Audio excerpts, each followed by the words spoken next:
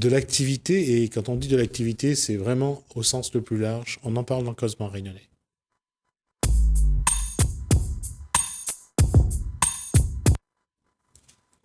Bonsoir Alexandre Dupuis. Bonsoir Jismi. Là, quand on parle de l'artisanat, et aujourd'hui, ça se multiplie parce que les innovations, que ce soit dans l'alimentation, que ce soit dans la création, il y en a de plus en plus. Et à La Réunion, il y a quand même quelques structures qui portent ça, et comme celui que vous avez rencontré. Oui, exactement. Alors aujourd'hui, nous retournons dans l'Ouest, et plus précisément à l'Éperon. Alors j'ai déjà fait deux reportages dans l'Ouest avec justement la Fashion Dog qu'on a pu voir dans ton émission Jismi, mais aussi les 40 artisans du Jardin d'Éden. Et alors là, c'est à l'Éperon. À l'Éperon, c'est 90 artisans qui exposent. Alors, c'est une façon de pallier justement à toutes les contraintes qu'il y a eu suite au Covid. Et cette magnifique exposition, on la doit à Jean-Charles Nagou et à Rémi Combeau. Donc, alors, je vais juste préciser, parce que Jean-Charles Nagou est connu dans le milieu politique, artisanal. Et politique. Non, pas seulement, parce qu'il est également à la Chambre de commerce, je crois. Et a été aussi à la Chambre des métiers. Et il était président de l'association Art et Tradition. Art et Tradition, oui. C'est jusqu'à 2015. Non, il l'a pris en 2015 et il a passé la main tout récemment. À Rémi Combeau, parce que justement, Jean-Charles Nagou entame une carrière politique justement avec Vanessa Mirambiville, qui est Madame la maire de la possession.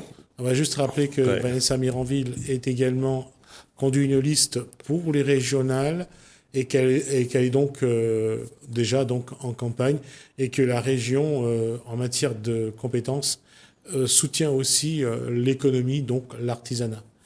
Donc on revient sur ce projet. Alors ces personnes n'ont pas pu venir parce qu'elles sont très occupées, justement, parce que Jean-Charles Nagou est justement le bras droit de Vanessa Miranville, et donc il y a beaucoup d'obligations, et c'est d'ailleurs pour ça, comme je viens de le dire, qu'il a passé un petit peu la main à Rémi Combeau, qui lui est dans l'artisanat aussi, et qui est un spécialiste de l'artisanat d'art. Donc là, nous sommes dans un milieu d'artistes, nous sommes dans un milieu de créateurs, nous ne sommes pas que dans un milieu d'artisans, ça va au-delà de ça. Juste pour repréciser pour Jean-Charles Nagou, lui, il est dans ce qu'on appelle les confiseries, il faisait entre autres de la confiture, il faisait aussi... Oui, il dirigeait les saveurs de la fournaise, en fait. Voilà, c'est ça. Et donc, il produisait avec une personne à l'époque, il produisait de la confiserie, il produisait également des biscuits, je crois. Donc, c'est pour montrer à quel point, quand on parle d'artisanat, le champ d'action très large, est vraiment très, très large. Ouais. Et donc, alors c'était une très belle manifestation qui a été très bien organisée. Normalement, elle aurait dû se tenir en décembre 2020, justement, peut-être à la halle des manifestations, mais ça s'est fait finalement à l'Éperon, et d'ailleurs, c'est pas plus mal, parce que c'est en plein air, c'est sympathique, et puis vis-à-vis des contraintes sanitaires, le plein air, ça arrange beaucoup de choses, et c'est super. Moi, j'ai adoré, j'ai vu un petit peu ce que faisaient les artisans, justement, leur rayon est très large, ça va aussi bien de l'artisanat très traditionnel, aussi ça va aussi bien pour la création de miel de litchi et tout ça. Et il y a aussi des gens qui innovent avec, par exemple, qui arrivent à reprendre des objets de la société de consommation habituelle, ils arrivent à les transcender un petit peu comme dans ce qu'on appelle le ready-made en art, c'est-à-dire reprendre un objet, par exemple, ce tabouret, je le prends, je le transforme, je le sublime et je lui donne une autre fonction. Voilà. Et pour revenir sur quand on parle de sublimer, juste pour rappeler cette dame qui est du port, qui construit des lampes à partir de courge, je crois. Et vraiment vider la courge, la sécher ou attendre qu'elle sèche pour ensuite en faire une lampe, et souvent magnifique. Oui, les lampes, on peut les faire de cette façon. On a d'autres qui en font avec du Vacoa, ou d'autres qui avec d'autres feuilles de palmier qui arrivent à les tresser, à donner une forme très artistique, voilà. Donc les artisans, ils sont capables de doubler, sont capables de faire preuve de création, de faire preuve d'inventivité.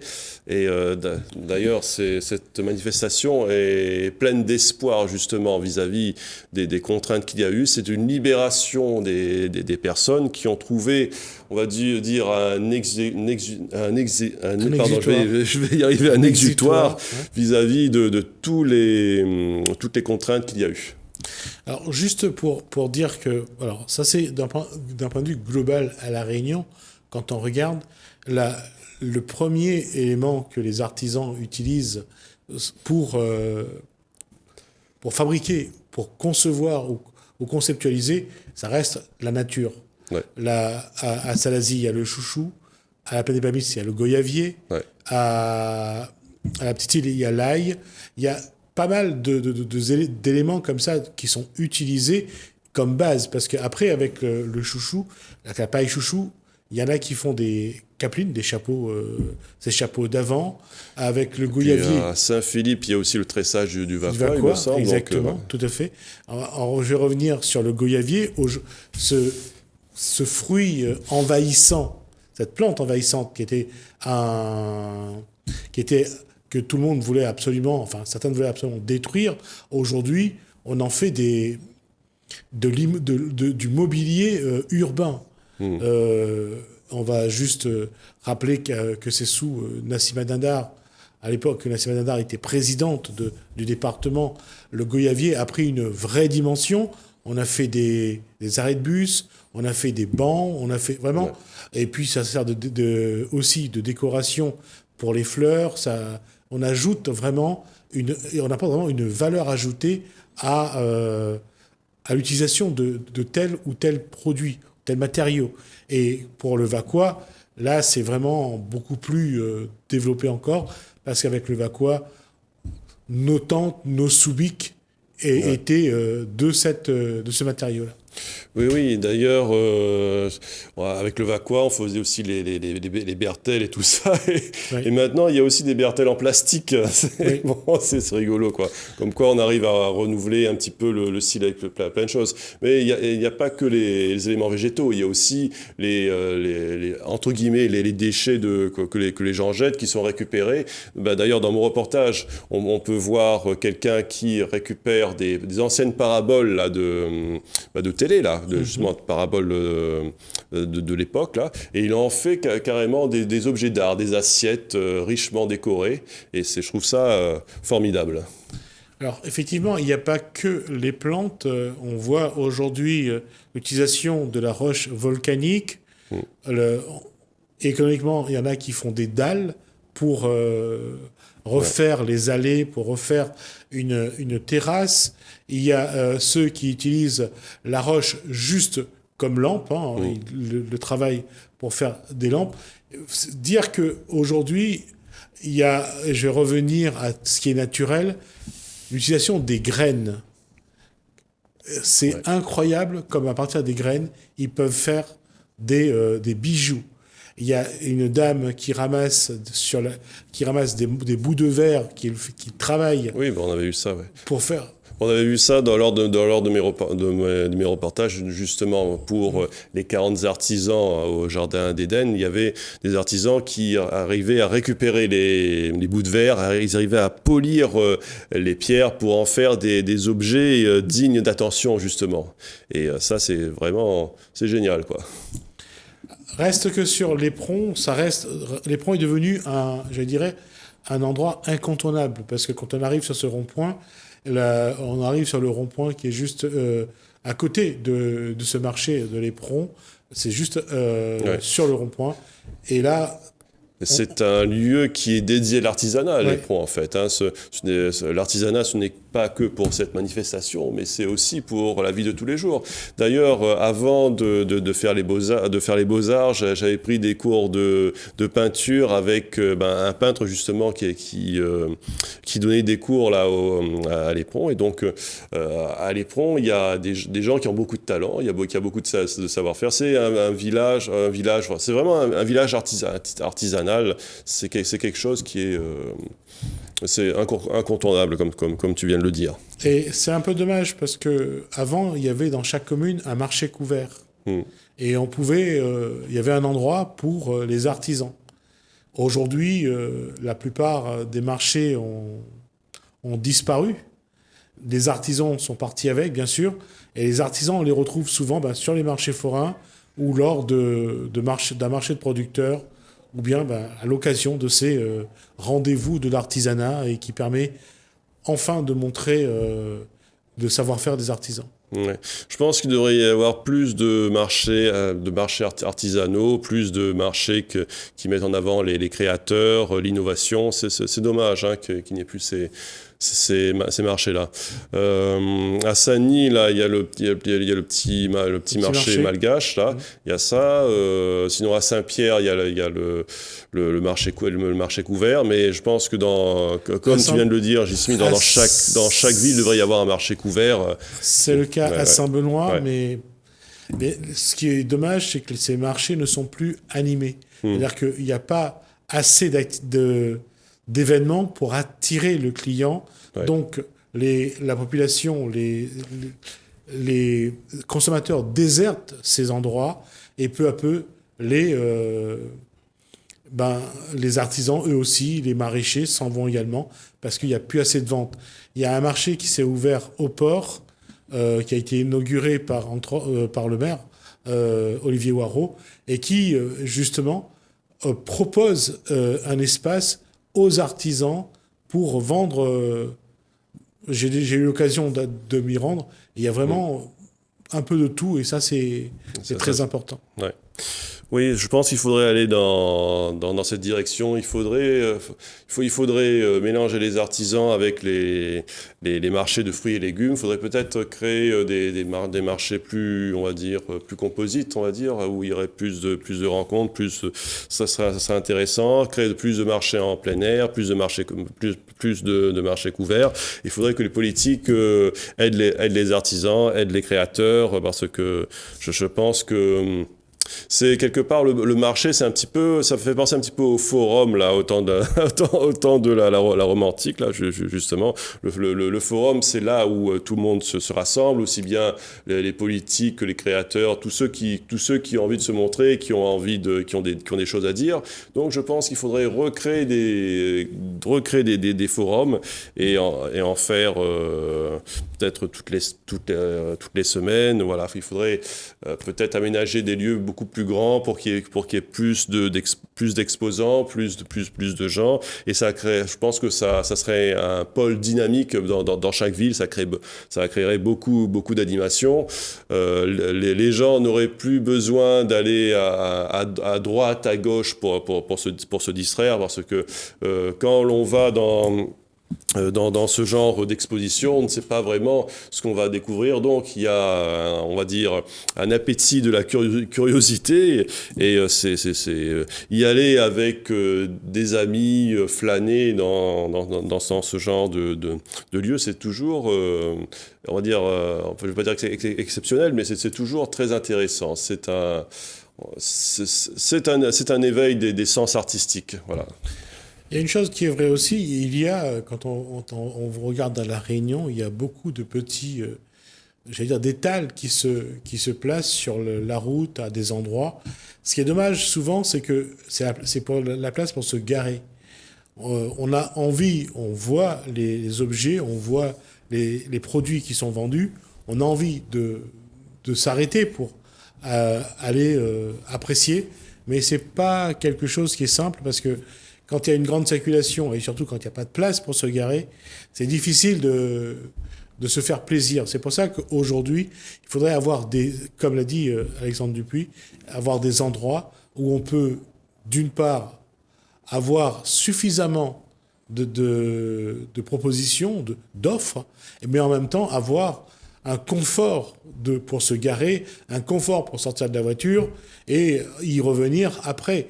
Et là, si les grandes surfaces font des affaires, c'est bien à cause du confort du parking, du temps qu'on ne perd pas à se garer, du temps qu'on ne perd pas à trouver une place. Parfois, en ville, il faut tourner pendant une demi-heure avant de trouver une place.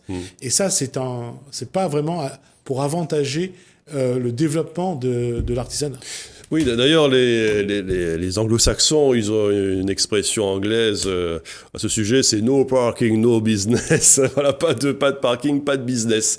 Parce que les gens, quand, justement, comme tu le dis, mon cher Jismi, lorsqu'ils cherchent une place, déjà, ça les énerve et ils ne sont plus dans de bonnes conditions pour ensuite être ouverts à l'achat et tout ça. Donc, déjà, le parking, c'est quelque chose de primordial pour le commerce, parce que c'est quand même du confort. Et puis c'est fonctionnel, quoi. C'est quand il y a un centre, quand les gens font des centres commerciaux, à côté il y a un parking immense, donc ça veut tout dire, hein. Et donc toujours les mairies, il faudrait qu'elles pensent un petit peu à aménager des parkings dignes de ce nom, pas des trucs avec 3-4 places, hein, mais vraiment des parkings assez généreux, qui soient de la même taille que l'exposition, quoi. Parce que c'est ça aussi qui est générateur de personnes et de commerce.